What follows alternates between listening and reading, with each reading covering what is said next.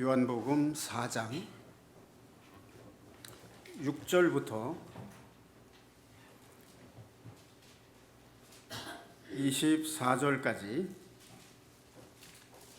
말씀이 좀 길기 때문에 교독을 하겠습니다. 거기 또 야곱의 우물이 있더라. 예수께서 길 가시다가 피곤하여 우물 곁에 그대로 앉으시니 때가 6시쯤 되었더라.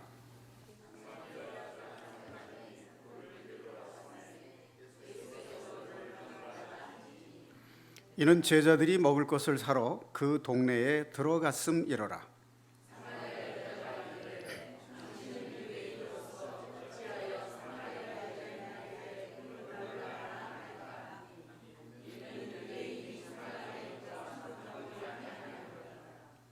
예수께서 대답하여 이르시되 내가 만일 하나님의 선물과 또 내게 물 좀 달라 하는 이가 누구인 줄 알았더라면 내가 그에게 구하였을 것이요 그가 생수를 내게 주었으리라.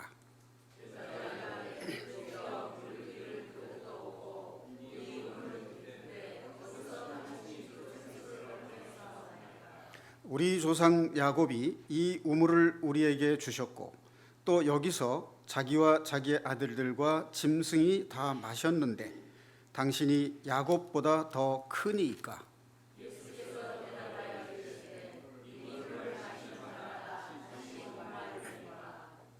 내가 주는 물을 마시는 자는 영원히 목마르지 아니하리니 내가 주는 물은 그 속에서 영생하도록 솟아나는 샘물이 되리라.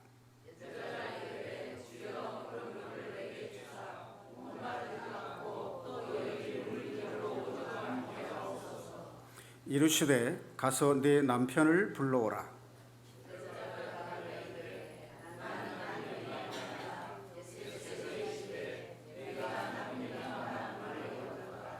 너에게 남편 5이 있었고 지금 있는 자도 네 남편이 아니니 내 말이 참되도다.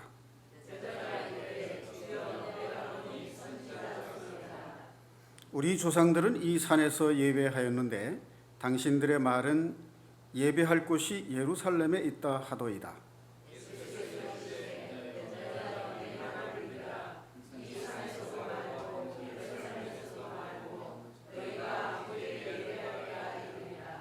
너희는 알지 못하는 것을 예배하고 우리는 아는 것을 예배하노니 이는 구원이 유대인에게서 남이라.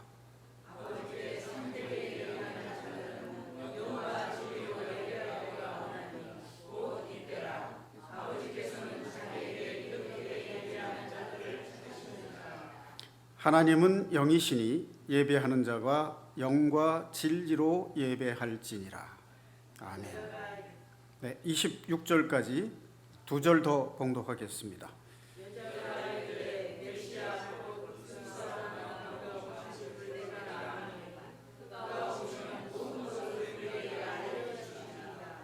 예수께서 이르시되 내게 말하는 내가 그라 하시니라. 아멘. 자, 여기에 요한복음 4장에 나오는 사마리아 여인과의 대화, 이 내용은 많이 알려져 있는 내용이고 누구든지 들으면 쉽게 기억할 수 있는 그런 성경 말씀입니다. 자, 오늘 이 말씀을 통해서 성령께서 우리에게 주시고자 하시는 말씀이 무엇인지 함께 상고해 보고자 합니다. 자, 먼저 이 요한복음 3장 1절에서부터 보면 바리새인이며 산헤드린 공회의 공회원인 니고데모라고 하는 사람이 예수님을 찾아와서 어떻게 하면 구원을 받을 수 있는가 하는 것을 묻습니다. 한 장 앞쪽으로 넘기면 밤에 바리새인 중에 니고데모라 하는 사람이 있었는데 이 사람은 그 밑에 줄을 보면 산헤드린 공회원이라고 되어 있습니다. 이스라엘에서는 서기관과 바리새인 그리고 사두개인이 귀족층에 해당이 됩니다. 그리고 그 외에 대제사장들이나 장로들 이런 사람 중에서 70여 명을 뽑아서 산헤드린 공회를 구성했습니다. 여기는 입법, 사법, 행정 3권을 모두 행사하는, 결정하고 실행하는 그런 기관에 해당이 된다고 할 수 있습니다. 그러면 공회원의 한 사람인 니고데모가 예수님을 찾아온 것은 일반적으로 쉬운 일이 아닙니다. 왜냐하면 그 당시 바리새인들은 상당히 사회적으로 지도층에 있었고 예수님을 믿지 않는 사람들이 대부분이었습니다. 그런데 이 니고데모라는 사람이 예수님을 찾아와서 하는 말이 당신은 하나님께로부터 오신 선생인 줄 아나이다. 아마 예수님께서 병자들을 고치신 소문을 들었겠죠. 그러니까 이렇게 표적을 행하실 수 있는 분은 보통 사람이 아닐 것이다. 그래서 하나님께로부터 오신 선생인 줄 아나이다 하고 예를 갖추면서 당신이 행하시는 이 표적을 아무도 할 수 없기 때문이다 라고 자기가 믿는 그 이유를 얘기합니다. 그런데 예수님께서는 단도직입적으로 내가 거듭나지 아니하면 하나님의 나라를 볼 수 없다 이렇게 말씀을 하고 계십니다. 니고데모는 예수님을 찾아왔어요. 그런데 육신이 태어나는 것을 가지고 영혼이 거듭나는 것에 대해서 예수님은 가르치셨습니다. 그런데 요한복음 4장 1절에서 26절까지 이 말씀을 보면 예수님께서 사마리아 여인을 찾아가셨습니다. 이 사복음서에 보면 예수님께서 죄인들이나 병자들, 사회적인 약자들을 찾아가셔서 치유해 주시고 복음을 전파하셨습니다. 그러니까 사회적으로 지체가 높은 사람들은 그 중에 니고데모와 같이 예수님을 찾아온 사람이 극히 드문 일이었는데 예수님께서는 이 사회적 약자, 병자, 죄인 이런 사람들을 찾아가셔서 예수님 자신이 구세주이심을 나타내셨습니다. 자, 여기서도 보면 사마리아의 여인은 역사적으로 보면 사마리아 지역에 사는 사람들은 유대인들의 입장에서 볼 때는 혼혈족이라 해서 무시를 했습니다. BC 931년에 솔로몬의 아들 르호보암이 아버지가 성전 지을 때 백성들로부터 과도한 세금을 걷어요. 그래서 백성들이 이제는 좀 편하게 살고 싶다라고 하는데 르호보암은 아버지보다도 더 심하게 세금을 거두고 노역에 동원을 합니다. 그래서 거기에 불평불만을 품은 백성들이 이제 많이 있었는데 여로보암이라고 하는 지도자가 나타나서 10지파를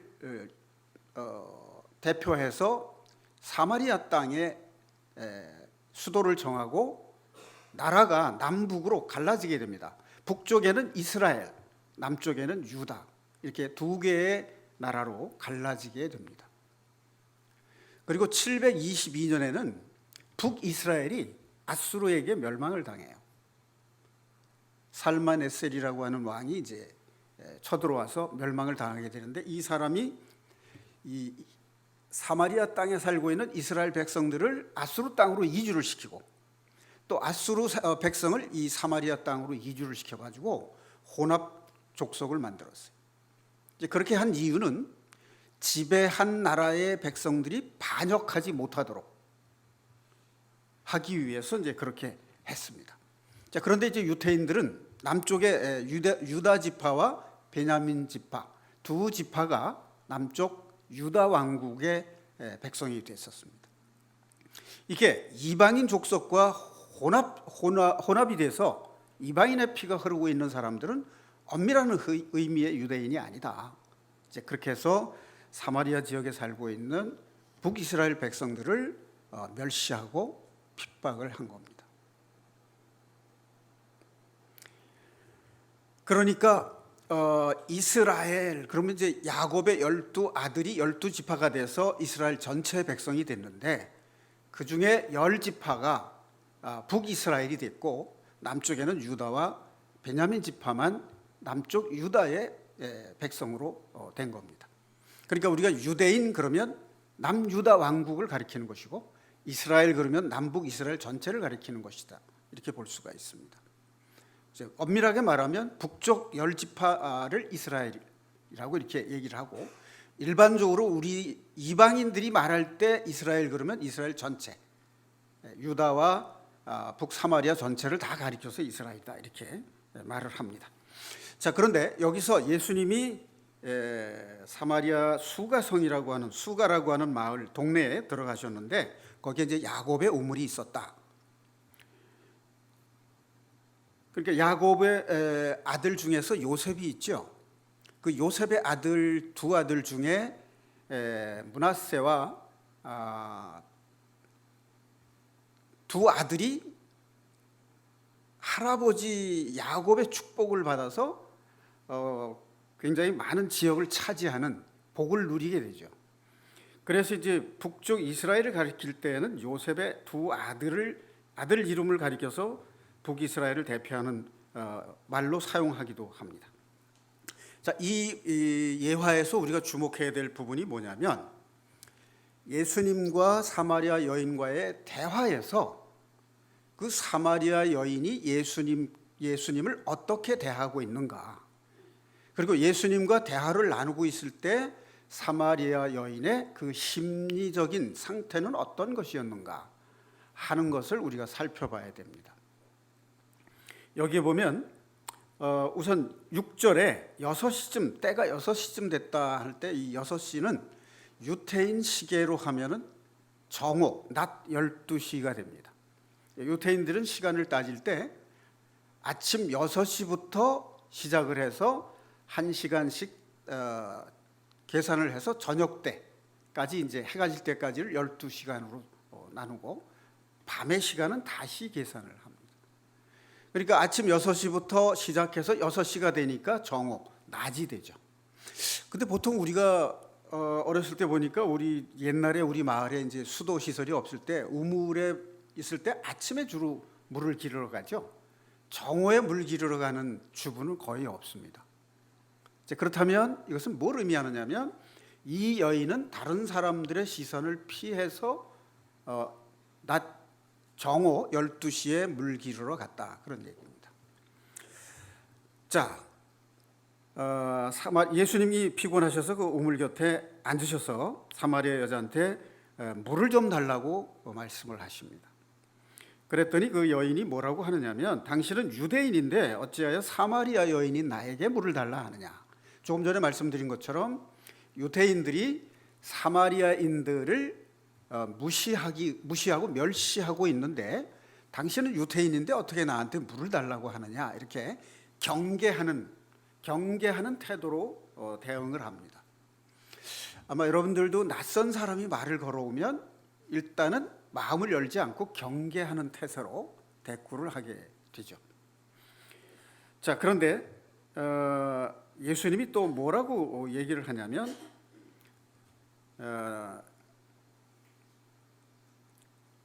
그 9절에 보니까 이런 말씀이 나오죠. 유대인이 사마리아인과 상종하지 아니함이라. 이것은 조금 전에 말씀드린 이제 남북이 갈라져서 사마리아 쪽에 살고 있는 북이스라엘 사람들이 이방인과 혼혈족이 됐기 때문에 무시하고 멸시를 당했다 하는 그 사실 때문에 그렇습니다. 자, 10절에 보니까 내가 만일 하나님의 선물과 또 내게 물 좀 달라 하는 이가 누구인 줄 알았더라면 내가 그에게 구하였을 것이요 그가 생수를 내게 주었으리라.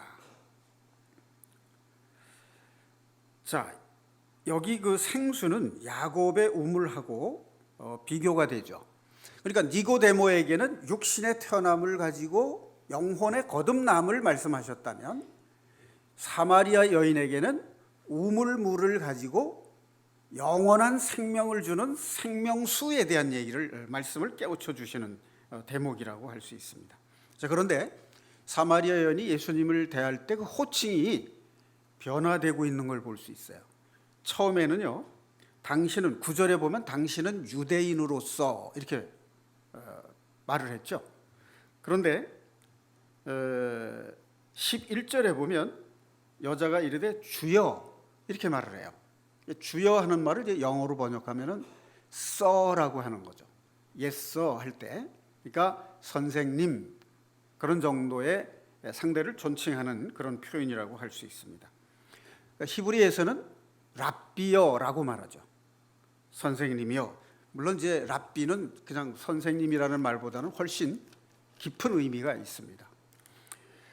그러니까 성경 말씀을 잘 알고 백성들을 지도하는 그 정도의 선생님을 이제 랍비라는 말을 씁니다. 자, 그다음에 넘어가서 보면 우선 호칭에 대해서만 좀 먼저 살펴보겠습니다. 19절에 보면 주여 내가 보니 선지자로소이다 이렇게 부르죠. 호칭이 달라졌죠. 그렇게 된 이유는 남편 5이 있었고 지금 있는 자도 내 남편이 아니다.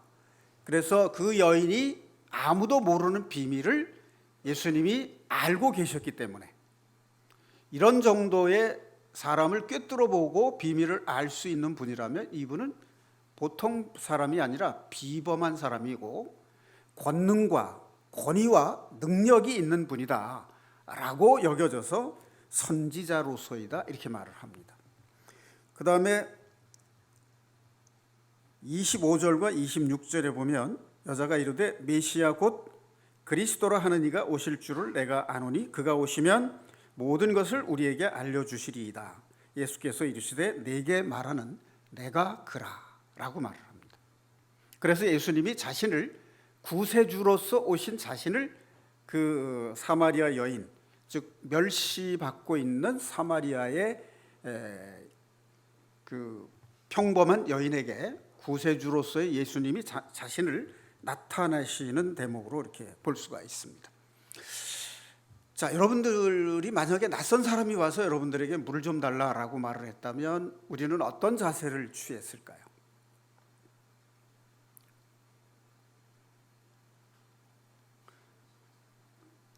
당신이 누군데 나한테 물을 달라 하느냐? 이렇게 이제 경계하는 마음을 가지고 일단은 거절하는 말을 할 수밖에 없죠. 그런데 예수님께서 뭐라고 말씀을 하셨냐면 내게 물을 달라고 하는 내가 누군 줄 알았더라면 그에게 구하였을 것이요 그가 생수를 내게 주었으리라.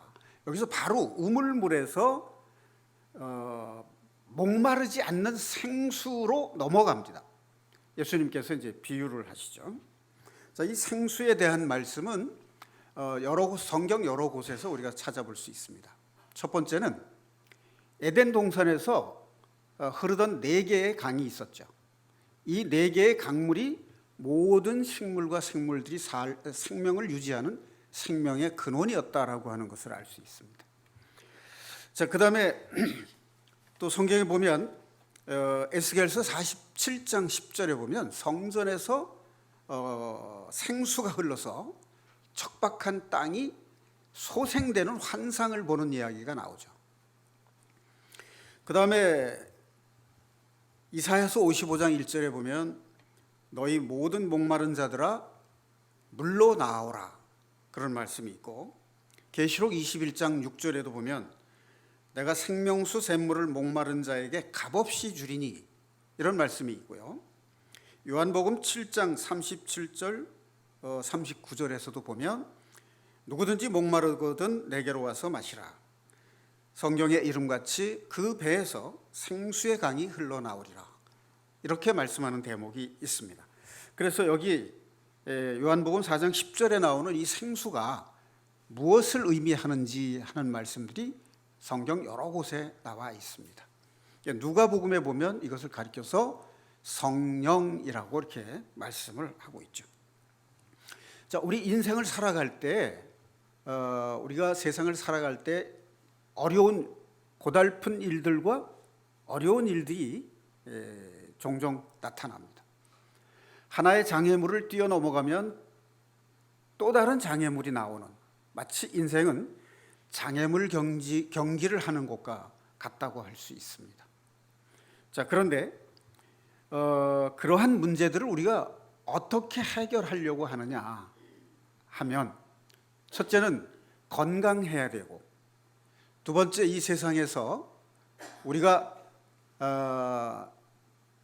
잘 살기 위해서 돈을 벌어야 되고, 또 할 수 있으면 다른 사람들에게 능력을 받으면 더 좋고, 그러니까 권력이 있으면 더 좋다, 이런 얘기죠. 돈이 있는 사람은 남들이 자기 말에, 자기 명령에 잘 따라주기를 바라죠. 그래서 돈이 있는 사람은 권력을 또 추구하게 되고, 돈이 있고 권력이 있는 사람은 명예를 또 추구하게 되죠.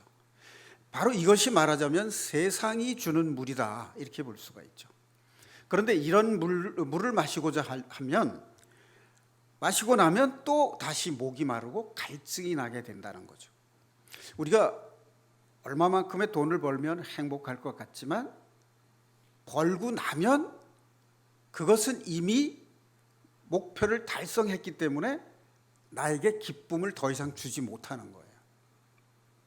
그래서 조금 더 바라는, 조금 더 좋은 것을 바라는, 조금 더 좋은 것을 바라는 그런 마음이 들기 때문에 우리 마음의 갈증이 해소가 되지 않는 거죠.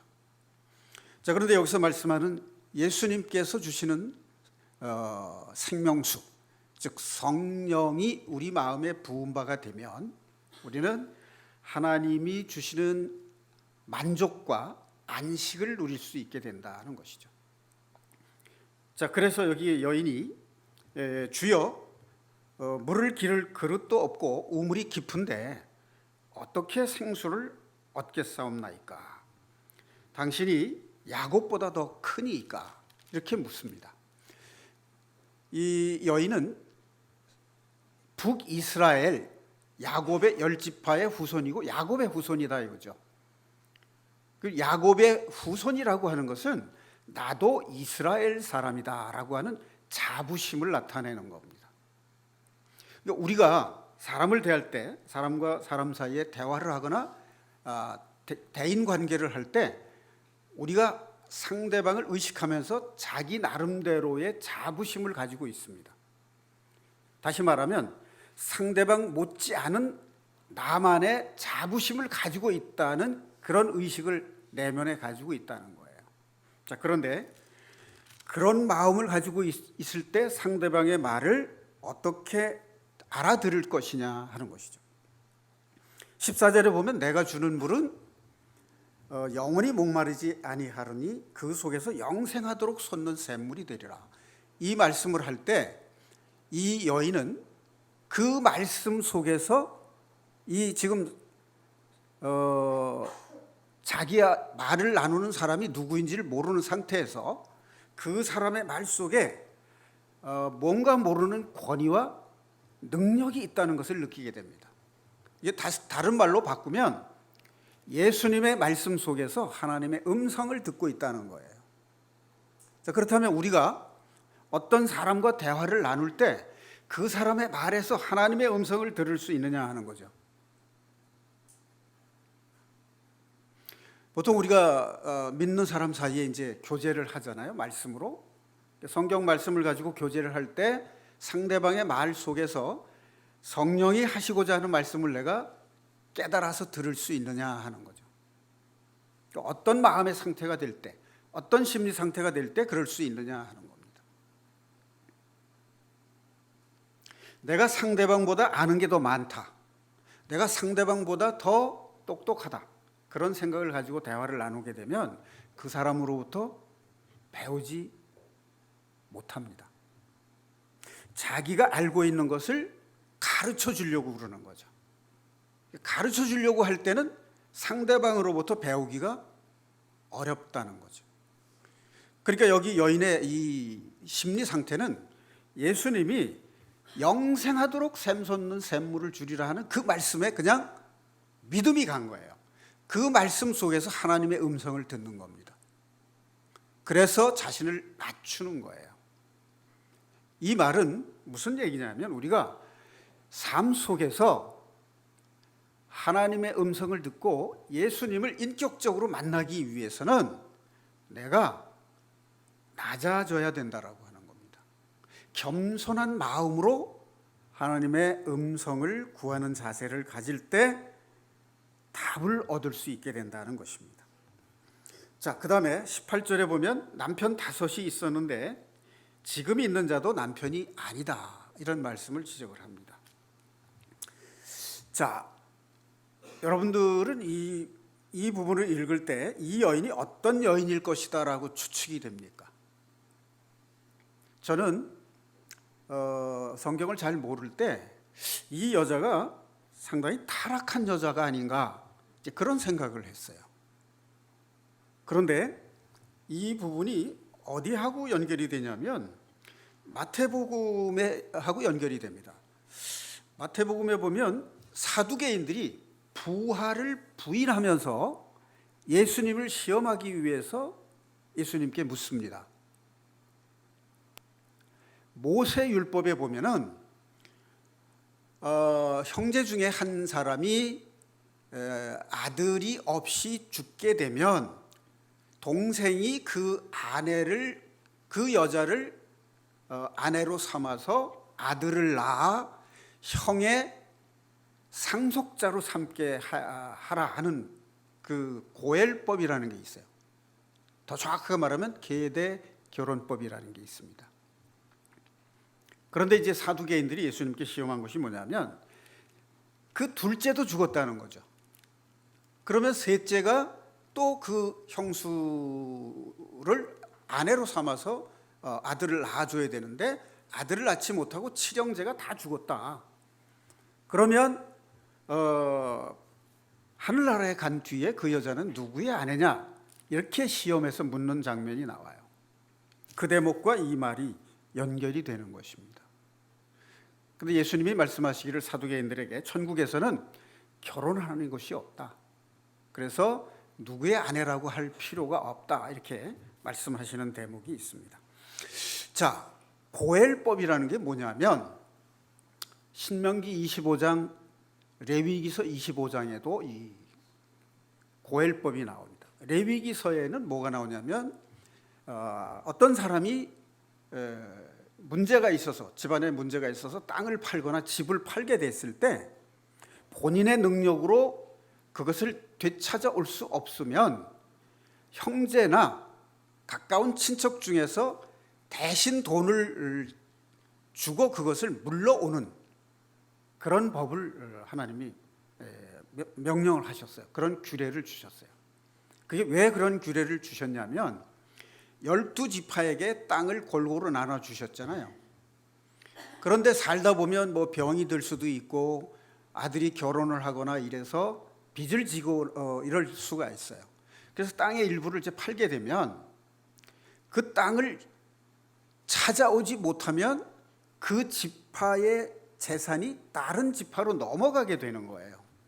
그래서 이것을 형제나 가까운 친척들이 돈을 대신 갚아주고 그걸 찾아오게 되면 그 지파의 땅이, 토지가 유지가 되게 됩니다.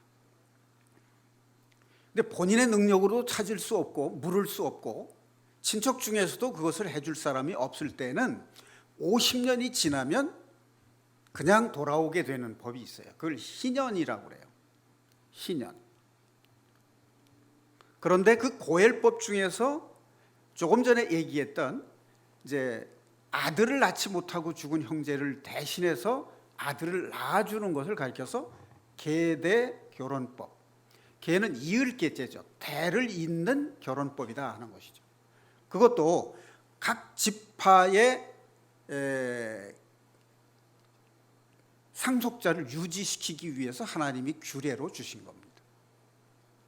자, 그러면 그것이 성경적으로는 어떤 의미가 있느냐? 팔아먹은 토지를 다시 찾아온다는 것은 회복의 의미가 있죠. 자, 이 고엘 사상이나 계대 결혼법은 성경 전체를 관통해서 흐르는 하나님의 구속 계획과 같은 거예요.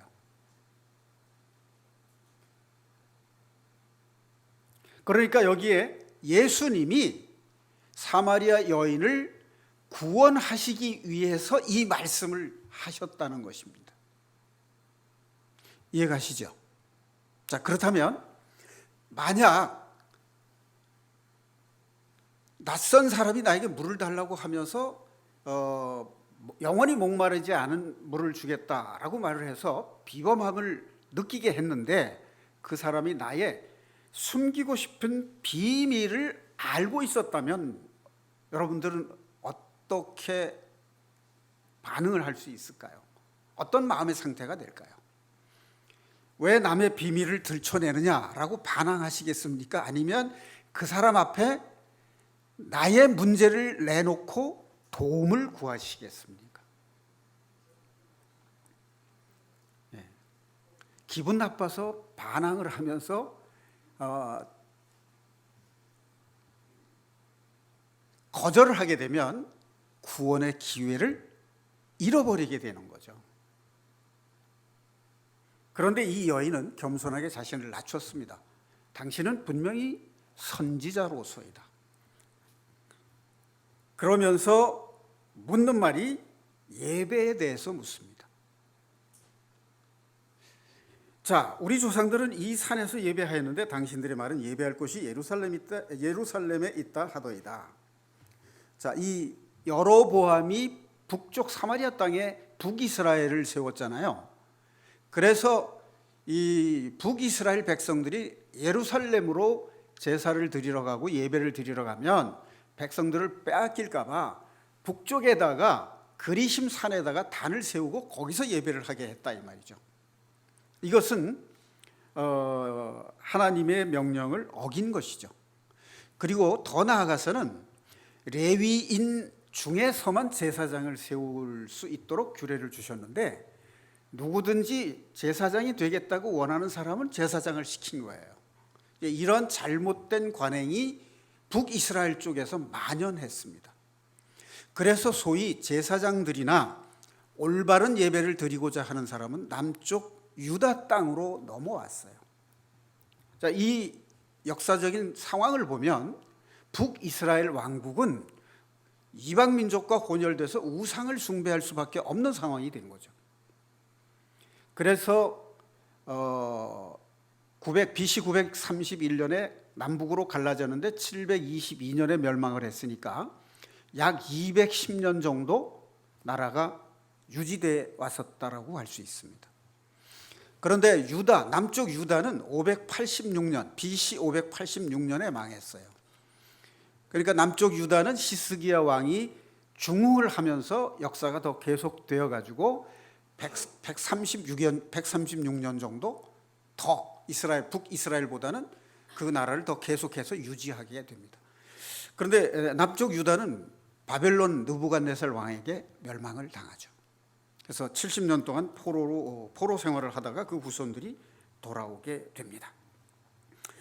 자, 여기서부터가 오늘 이 본문 말씀의 중심 부분이라고 할 수 있습니다. 예수님께서 이렇게 말씀을 하십니다. 이 산에서도 말고 예루살렘에서도 말고 너희가 아버지께 예배할 때가 이르리라. 너희는 알지 못하는 것을 예배하고 우리는 아는 것을 예배하노니 이는 구원이 유대인에게서 남이라. 자, 예배하는 곳이 이제 북쪽 이스라엘의 그리심 산에서 예배를 드려야 되느냐, 남쪽 예루살렘에서 예배를 드려야 하느냐 하는 것은 장소의 문제죠. 자, 그런데 우리가 성전에서 예배를 드렸잖아요. 솔로몬 성전에서. 그럼 성전은 어떤 곳이냐면 하나님께서 임재하시는 곳이죠. 하나님이 계시는 곳에서 예배를 드린다는 뜻이에요. 근데 지금 예수님이 오셨잖아요. 그러니까 지금은 예수님이 계신 곳이 예배할 곳이죠. 그리심산이나 예루살렘이 아니라 예수님을 예배하는 것이 진정한 예배가 되는 거죠. 자, 그래서 아버지께 예배할 때가 이르리라. 자, 그건 잠시 두고요.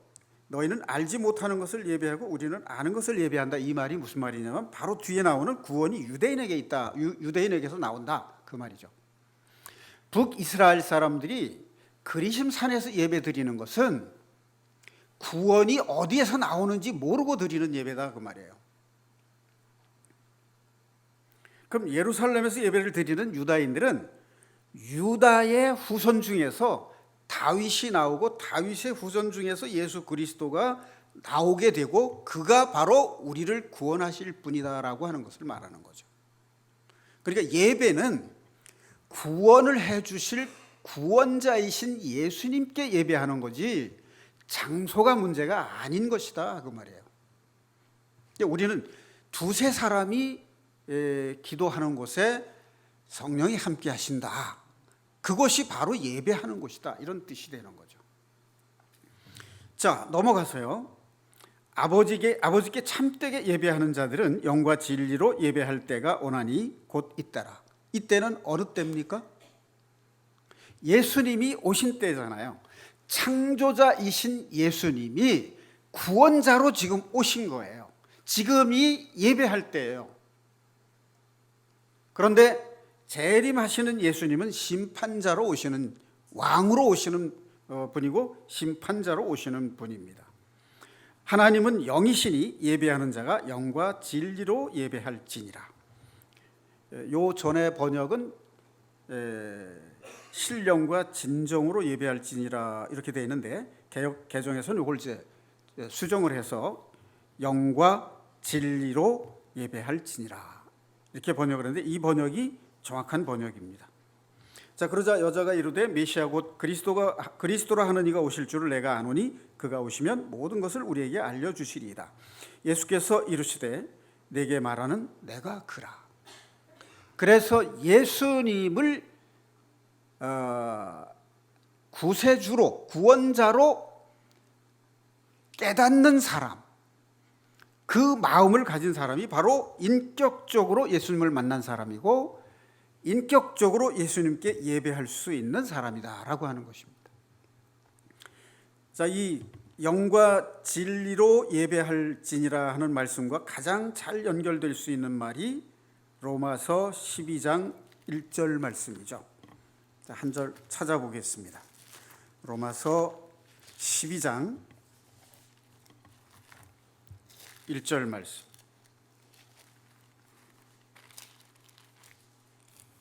신약성경 256페이지입니다. 자, 그러므로 형제들아 내가 하나님의 모든 자비하심으로 너희를 권하노니 너희 몸을 하나님이 기뻐하시는 거룩한 산 제물로 드리라. 이는 너희가 드릴 영적 예배니라. 하나님은 영이시니 우리가 영으로 예배를 드려야 되는 거죠. 자, 여기서 너희 몸을 하나님이 기뻐하시는 거룩한 산 제물로 드리라. 그 말은 너희 몸을 거룩한 산 제물로 드리라 할 때 이 말의 뜻은 우리의 삶으로 우리의 삶 전체가 하나님께 드리는 예배가 되어야 된다. 그런 뜻이죠. 그러니까 산 제물이라는 말은 우리가 삶으로 드리는 예배, 그것을 의미하는 것입니다.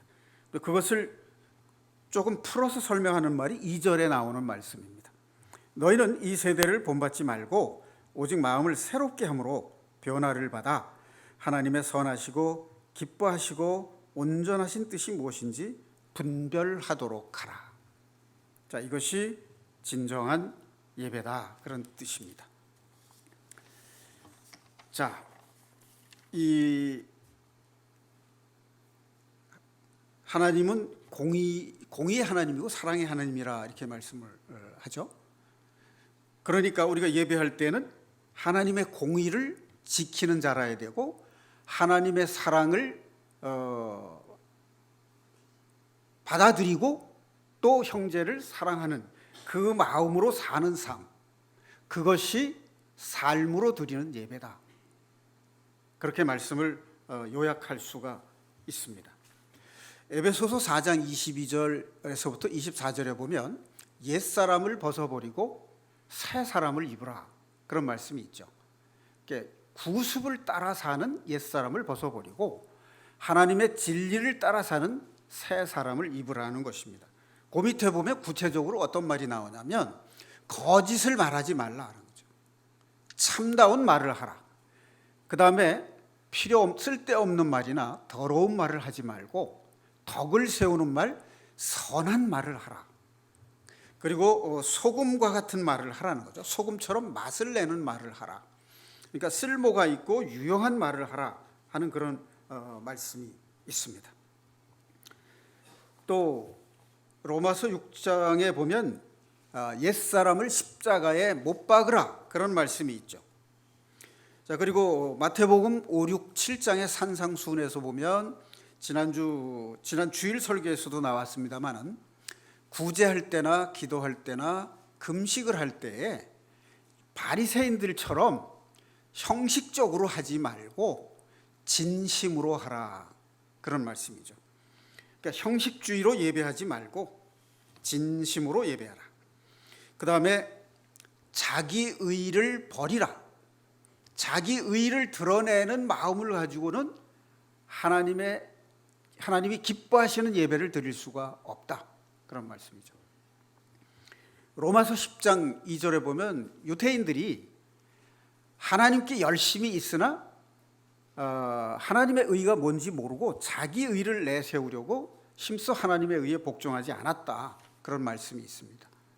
그러니까 내 생각대로 무엇인가를 하고자 하는 것, 또 자기 주장을 강변하고자 하는 것, 이런 것은 자기 의를 드러내는 것일 가능성이 많아요. 그래서 어떤 의논을 하거나 교제를 할 때는 하나님의 뜻이 무엇인가를 먼저 생각을 해야 됩니다. 자, 여기서 예배라는 말을 가장 잘 설명할 수 있는 말을 다른 말로 표현하면 뭐냐면 교제라고 할 수 있어요. 우리가 지난 주일에 주일 예배 끝나고 2부 예배 때 구역 모임 조직을 이제 했었잖아요. 설교를 듣는 것만으로는 신앙생활에 적용이 잘 안 되죠.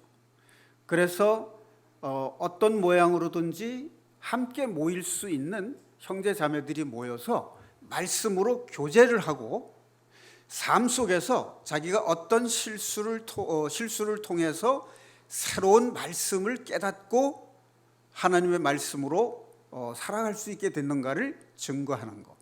그게 이제 생활 간증이잖아요. 그러니까 우리가 단번에 영원한 속죄를 받은 구원 간증은 한번 단회적인 회개를 통해서 얻은 구원은 구원 간증이라고 합니다. 구원 간증은 예수님이 구원자이심을 깨닫고 자기가 죄인됨을 깨달아서 하나님 앞에 자신의 잘못됨을 회개함을 통해서 하나님이 은혜로 주신 죄 사함을 받는 것이 이제 구원입니다. 그런데 우리가 이제 구원받은 이후에 어떻게 살 것인가 하는 이것이 바로 예배하는 삶이에요. 자, 그럼 하나 묻겠습니다. 하나님이 우리를 구원하신 목적이 무엇일까요? 구원 그 자체가 목적일까요? 그러면 이렇게 질문을 바꿔볼게요. 자녀를 낳는 것이 목적입니까? 자녀를 낳았으면 잘 기르는 것이 목적이죠. 그래야 부모가 더 기쁜 거죠. 자녀가 태어났다는 것도 기쁨이에요. 그러나 그 자녀가 잘 자라서 훌륭한 인격체가 됐을 때 부모의 기쁨이 더 큰 것이죠. 하나님께서도 마찬가지예요. 우리를 구원하신 목적은 죄를 사해 주시는 일차적인 목적이 있지만 그것이 궁극적 목적이 아니에요. 하나님이 우리를 구원하신 궁극적 목적은 하나님을 예배하게 하시기 위해서예요. 우리는 영원한 하나님의 예배자, 영원히 하나님을 예찬하고 칭송하고 찬양하고 감사를 드리는 대상으로서 예배를 드리는 것이 하나님이 바라시는 궁극적인 목적이에요. 말하자면 죄인을 구원하신 목적은 구원받은 그리스도인들을 자녀로 삼아서 하나님이 교제하시겠다는 거예요. 자녀와 부모의 관계로 함께 복을 누리게 하겠다는 겁니다. 말하자면 이렇게 비유로 설명을 할 수 있을 것 같아요. 만약에 이제 우리가 어떤 사람을 좋아한다고 가정해요. 그 사람이 참 존경할 만한 사람이고 또 능력으로나 모든 면이 존경할 만한데 그 사람이 사람을 대하는 것이 정말로 헌신적으로 사랑으로 대하고 있다. 그러면 그 사람을 존경할 뿐만 아니라 사랑하는 마음을 가지게 되지 않겠습니까? 그러면 그 사람을 보고 싶어 해요. 만나고 싶어 하고 그 사람으로부터 인정받고 싶어 하고 이제 그런 마음을 가지게 된다 그 말이죠. 할아버지 할머니들은 손주들을 오랫동안 못 보면 보고 싶어 해요. 왜 그렇죠? 사랑하니까 보고 싶어 하는 거죠. 얼굴 한번 보여달라 이렇게 표현을 하잖아요. 그러니까 우리가 하나님께 얼굴 보여드리는 거, 그게 하나님께 대한 예배예요. 하나님이 우리를 구원하신 목적은 하나님이 우리와 함께 교제하고 싶으신 거예요. 다른 말로 하면 사랑을 나누고 싶은 겁니다. 사랑하는 사람 사이에는 헤어져 있으면 만나고 싶은 것이고 만나면 함께 무엇이든지 함께 나누고 싶은 거예요. 사랑하는 사람 사이에는요, 눈 뜨면 보고 싶고요. 그렇죠? 점심때가 되면 같이 밥 먹고 싶고요. 퇴근하면 만나서 차를 한 잔 마시거나 영화 구경을 가거나 뭔가 함께 시간을 보내고 싶은 거예요. 그게 교제죠. 우리가 하나님과 그런 교제를 하는 것이 하나님께 대한 예배인데 그 예배할 때, 교제할 때 우리가 어떤 마음의 상태를 가지고 교제를 해야 되겠는가 하는 거죠.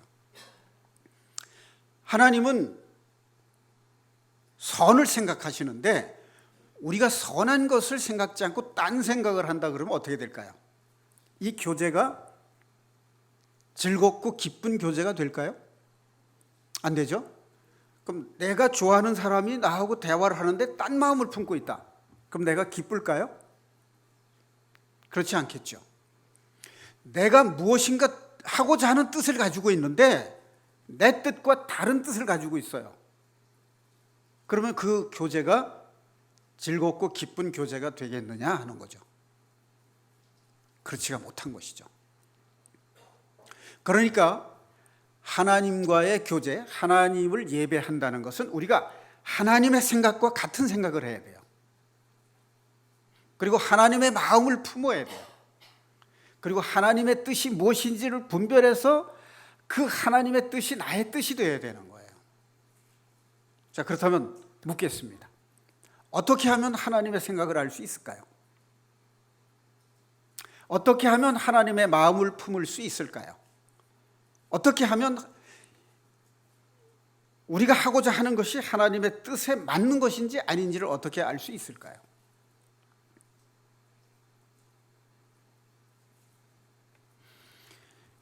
내 생각을 내려놓고 하나님의 생각으로 채우는 것이 하나님의 생각과 같아지는 거예요.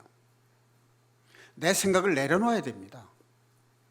그래야 성령께서 하나님의 뜻이 무엇인지를 채워주시는 거예요. 내 마음을 비워야 성령께서 하나님의 마음을 주시는 거예요. 내 뜻을 내려놔야 성령께서 하나님의 뜻을 우리에게 부어주시는 겁니다. 따라서 신앙생활의 비결은 겸손해지는 것입니다. 겸손해지고 싶은데 왜 겸손해지지 않느냐? 나를 내려놓지 않으니까, 나를 비우지 못하니까 겸손해지지 못하는 거죠. 자, 그러면 어떻게 하면 나를 내려놓고 비우고 겸손해질 수 있을까? 내가 죄인이란 사실을 인정하고 회개하는 삶을 사는 거예요. 구원받을 때 하는 그 회개는 단회적인, 평생 한 번 하는 회개입니다. 중생의 회개는 한 번 하는 거예요. 그러나 성화의 삶을 사는 회개는 날마다 하는 것입니다. 이거를 모르게 되면 신앙생활을 실패할 수밖에 없어요. 이거를 모르는 사람은 하나님을 참으로 예배할 수 없게 됩니다. 고린도전서 15장 31절에 보면 바울 사도가 나는 날마다 죽노라 그랬잖아요. 그리고 로마서 6장 6절에 보면 옛사람을 십자가에 못 박았다라고 되어 있잖아요. 내가 죄인임을 깨달을 때 비로소 하나님께 돌이킬 수 있는 것이고 그 회개를 통해서 비로소 내가 낮아질 수 있는 거예요. 마지막으로 한 말씀 드리겠습니다. 용서하라 그랬는데 용서하기 참 힘들어요. 미운데 어떻게 용서해? 하는 짓마다 미운데 어떻게 용서해? 그리고 사랑하라 그랬는데 사랑해야 되는 거 아는데 사랑이 안 돼요. 그런데 저는 이런 예를 잊지 않고 기억을 하고 있습니다. 형제가 있는데 어머니가 항상 형의 편이에요. 우리 어머니도 그랬어요. 장남 제일주의예요. 뭐든지 있으면 형에게 우선이고 형이 뭘 잘못하든 너는 형에게 무조건 잘해라. 그때는 불만이었는데 그 가르침을 따르다 보니까 내가 상당히 인격적으로 성장하는 걸 느낄 수 있었어요. 자, 그런데 항상 형을 위하면 동생은 상처를 받게 돼요. 그래서 이제 따로 살면서 형과 어머니를 찾아뵙지 않고 격을 지고 살았는데 명절 때 만나게 되잖아요. 아무래도 명절 때까지 만나지 않으면 그건 가족이 아니잖아요. 명절날 갔더니 형이 내가 잘못했다, 그동안 내가 너한테 무심했다라고 이제 사과를 하는 거예요. 그런데 이 동생의 마음속에는 형에 대한 미움이 쌓이고 쌓이다가 못이 백인 거예요. 여러분, 나무에 못 박았어도 그 못을 박았던 못을 빼도 상처가 남는 거 아시죠? 자국이 남죠. 그래서 이 동생이 형이 사과하는 말을 듣고 풀린 게 아니라 오히려 더 화가 났어요. 진작에 사과 좀 하지. 그랬으면 내가 용서할 수 있었을 텐데 지금은 용서가 안 돼. 이제 그런 마음을 가지게 된 거예요. 돌아오면서 그리스도인이었기 때문에 형이 사과를 하고 풀었는데 내가 오히려 용서를 못하네. 그동안은 내가 형이 나쁘다라고만 생각했는데 이제 생각해 보니까 내가 더 나쁠 수도 있겠구나. 그런 생각이 드는 거예요. 그래서 성령님, 제가 어떻게 하면 형을 용서할 수 있을까요? 그런 기도를 했는데 성령께서 이런 생각을 일깨워 주신 거예요. 너는 죄가 없냐? 그 말을 듣고 생각해 보니까 자기나 형이나 다 똑같은 죄인이고 형은 사과를 하고 용서를 구했는데 저는 용서를 못한 걸 보니까 내가 더 큰 죄인이라는 생각이 드는 거예요. 그래서 하나님, 이 죄인을 용서하옵소서라고 회개의 기도를 하니까 자기도 모르게 스르르 형에 대한 원망이 풀린 거예요. 그래서 용서가 되는 겁니다. 사랑하는 형제 자매 여러분, 하나님 앞에 자신이 죄인임을 인정하고 자신을 돌이켜 회개하는 마음으로 낮아질 때 비로소 형제를 용서할 수 있고 형제를 사랑할 수 있게 되는 줄로 믿습니다. 자, 이런 마음일 때 우리 마음에 하나님의 마음이 부어지고 하나님의 뜻이 무엇인지 분별이 되고 하나님의 생각이 우리를 지배하게 할 수 있는 그런 믿음의 상태가 되리라고 믿습니다. 바로 이 마음으로 사는 삶, 그것이 진정으로 드리는 예배, 거룩한 산 제물로 드리는 예배가 될 것입니다.